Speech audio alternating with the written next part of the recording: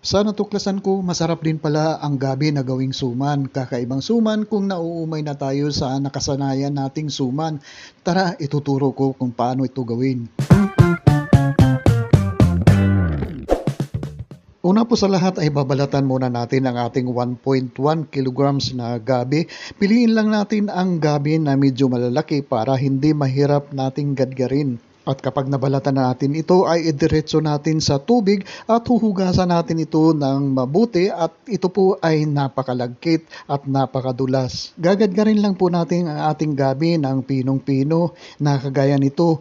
Pumili lang tayo ng gadgaran na pinong-pino para mas maganda ang texture ng ating suman. Sa isang mixing bowl ay paghaluin lang natin ang ating ginadgad na gabi ng 3/4 cup na sugar, 1/4 teaspoon na fine salt at saka yung 1/3 cup na rice flour at haluin muna natin ito ng haluin hanggang sa mag-well combine ang ating mga idinagdag na sangkap dito bago po natin idagdag ang ating 1/3 cup na kakanggata dito. Kung bakit tayo nagdagdag pa dito ng rice flour, kasi po nagdagdag po tayo ng liquid dito para hindi po maging watery ang ating mixture po dito. At kukuha tayo ng 1/3 na cup dito sa ating mixture at itatabi muna natin ito. Ay hahalo po natin ito sa paggawa ng ating bukayo maya-maya.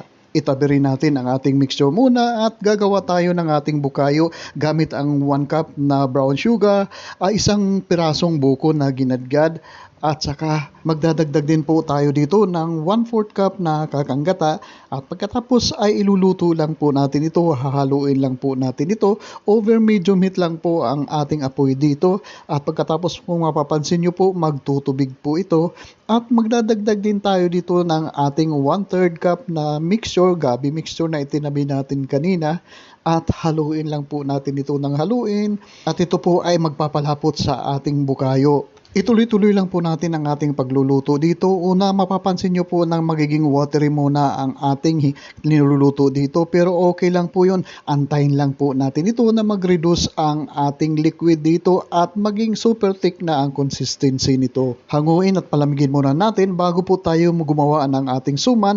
1/3 cup na gabi mixture ang ating ilalagay dito sa ating dahon na dinarang sa init.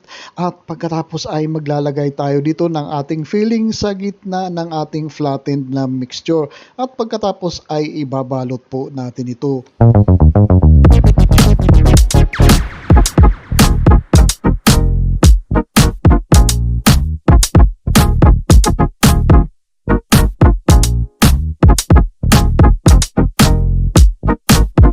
Isasalansan natin sa ating steamer ang ating mga binalot na mixture po dito at pagkatapos po ay steam lang po natin ito ng mga 40 minutes para sigurado po na luto na po ang ating gabi na suman. Palalamigin muna natin ang ating suman bago po natin iserve kasi po sobrang lambot po yan kung talagang mainit na mainit po ito. Pero guys, huwag niyong kalimutan i-click ang subscribe button sa baba at pati na rin ang notification bell para palagi po tayong updated sa mga susunod kong video uploads. At kung meron po kayong mga comments o kung meron po kayong mga request na recipe, pakipost lang po sa comment section sa baba at sisikapin natin na tugunan ito. At i-click nyo na rin ang video na nasa screen ngayon at sigurado po na magugustuhan nyo po ito. Maraming salamat po.